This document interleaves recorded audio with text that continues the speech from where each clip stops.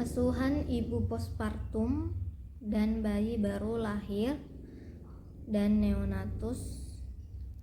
Asuhan ibu postpartum adalah suatu bentuk manajemen kesehatan yang dilakukan pada ibu nifas dan di masyarakat.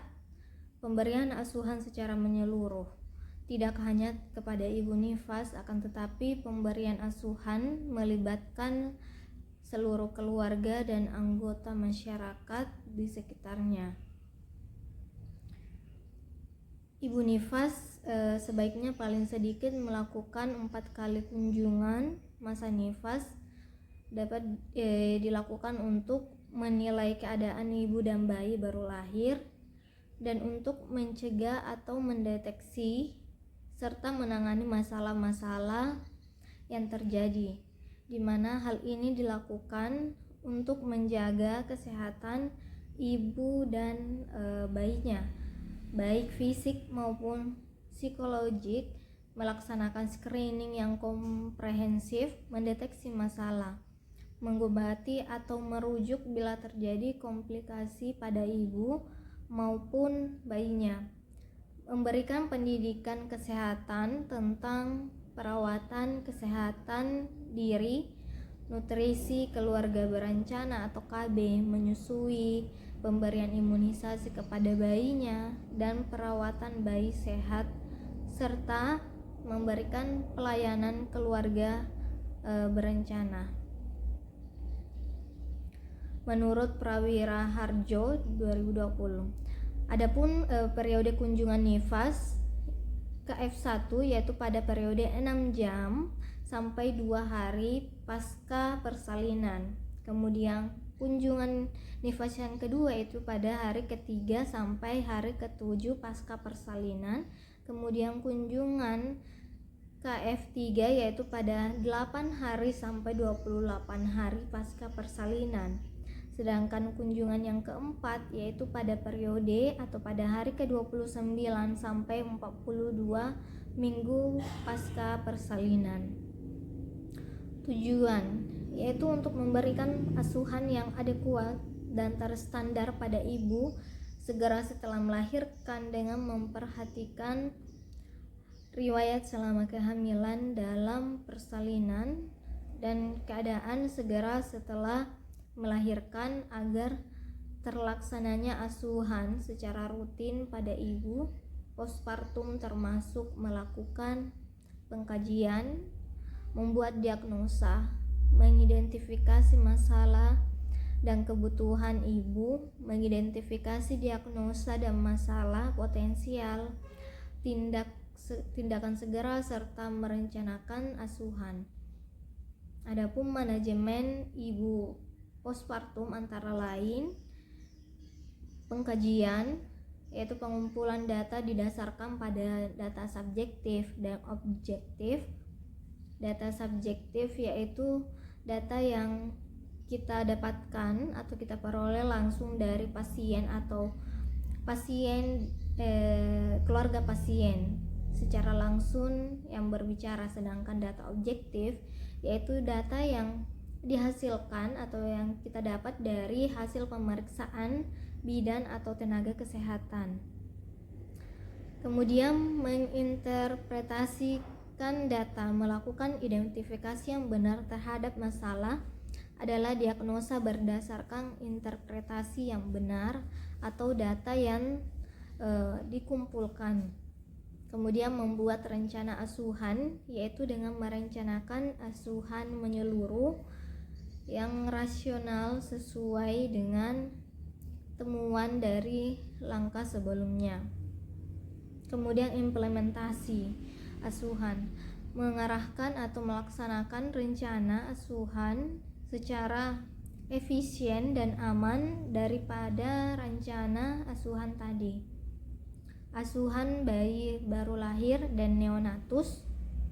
Adapun jadwal kunjungan untuk kunjungan neonatus yang pertama dilakukan pada waktu 6 sampai 48 jam setelah lahir. Kemudian kunjungan kedua dilakukan pada hari ketiga sampai 7 hari setelah lahir, Dan kunjungan ketiga dilakukan pada hari ke-8 sampai 28 hari setelah lahir. Kunjungan ini dapat dilakukan di fasilitas kesehatan maupun dilakukan kunjungan rumah. Kemudian manajemen bayi baru lahir dan neonatus.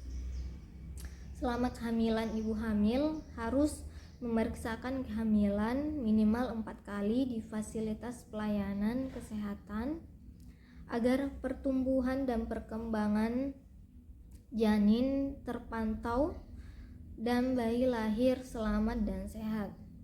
Adapun tanda-tanda bayi lahir sehat yaitu memiliki berat badan 2.500 sampai 4.000 gram, kemudian usia kehamilan atau umur kehamilan itu 37 sampai 40 minggu. Kemudian bayi lahir segera menangis, bayi bergerak aktif, kulit kemerahan, menghisap ASI dengan baik, tidak ada cacat bawaan.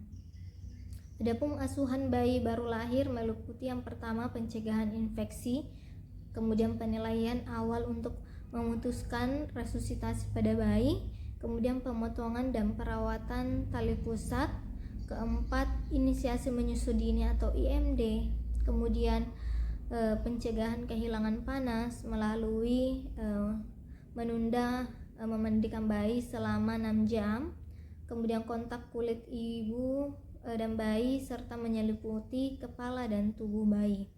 Kemudian pencegahan perdarahan melalui penyuntikan vitamin K1 pada paha kiri, kemudian pemberian imunisasi hepatitis B atau HB0 dengan dosis tunggal di paha kanan.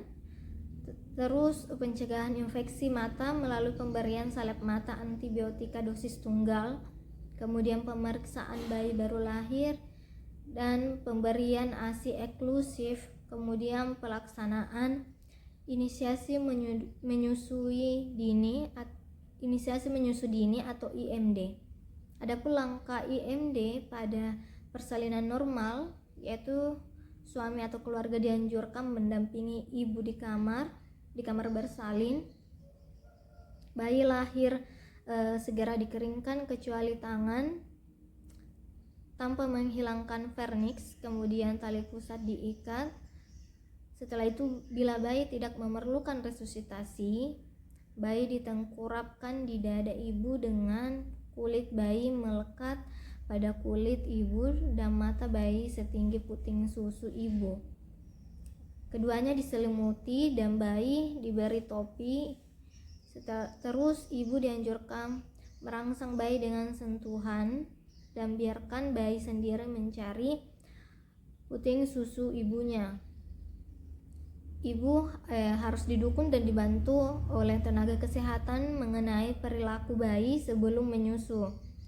Biarkan kulit bayi bersentuhan dengan kulit ibu minimal selama 1 jam.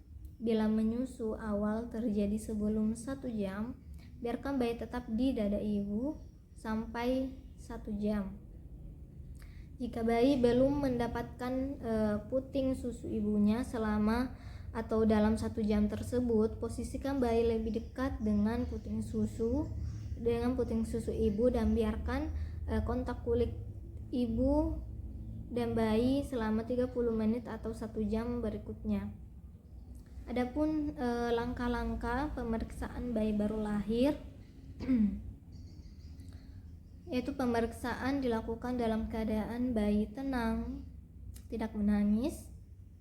Pemeriksaan harus tidak harus berurutan.